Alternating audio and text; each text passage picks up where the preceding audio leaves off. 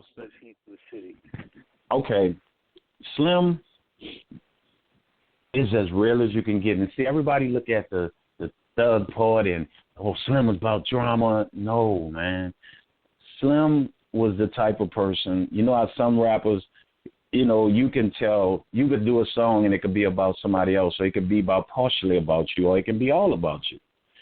Whatever he rapped, he really lived it. I'm talking about, we could be sitting in the studio, KL and I, and back then, and he come in there, and you see the gun hot. You know, he done got into it with somebody. You know what I'm saying? And he just like, I need a beat. I need something.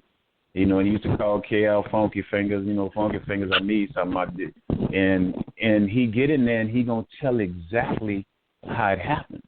You know, how he feeling. You know, KL always tell a story, man, to show you how real he was.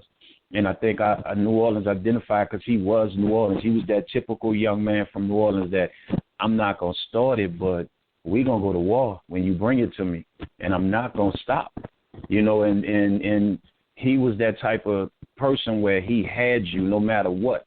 If he was standing up talking to you, you know, and you can handle your own, but if somebody coming with problems that you got, that became his problem. He was a good dude, you know, funny dude, you know what I'm saying? Outside of all of what people think, man, I mean, funniest things that, you know, and he was typically, you know, he was New Orleans, and he was the type of person, man, like KL told a story, and you know, it was real, where, you know, think about, he was one of the first artists ever really to tell the truth, like, I was messing with dope, like, for real, like saying, you know, and he came in there like, I got to get off this shit, man, you know what, I need a track, and KL was like, man, you gonna rap about snorting this shit? He said, I did it, I'm doing it, I can't be fucking with it, I got to get my mind right.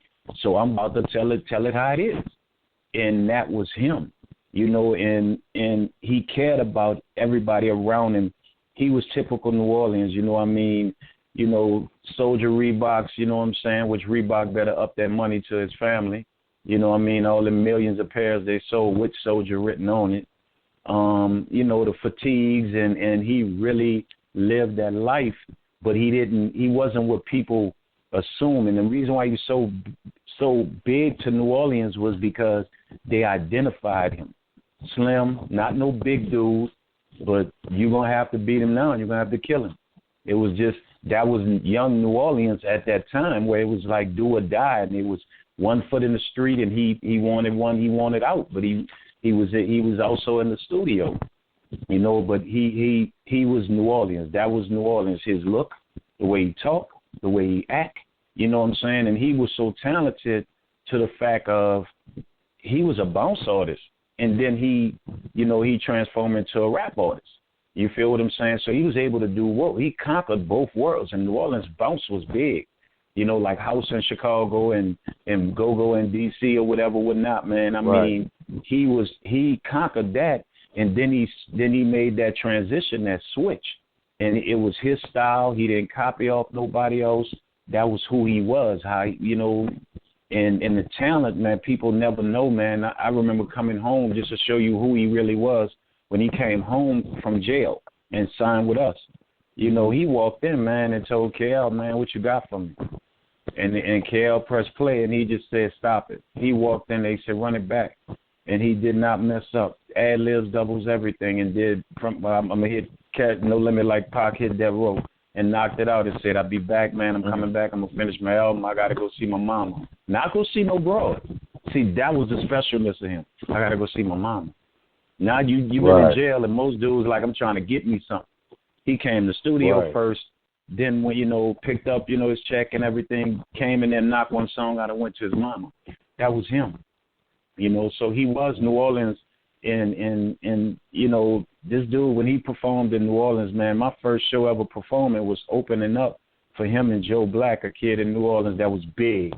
And I thought the building was gonna collapse, bro.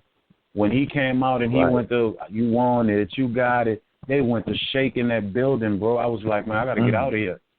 You know what I'm saying? I never seen it, and he brought out the whole hood.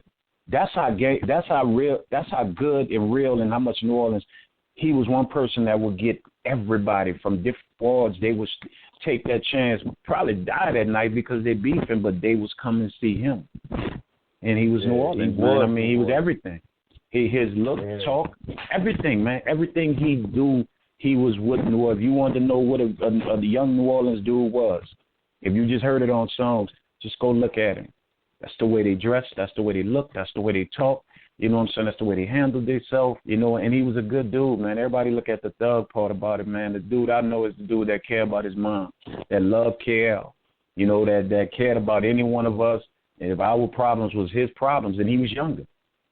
You feel what I'm saying? And he would listen if he cared about you, you tell him, slow down, calm down. Don't do that. He going to respect that. You know what I'm saying? But at the same time, man, he was the guy that was going to be out there. Yeah.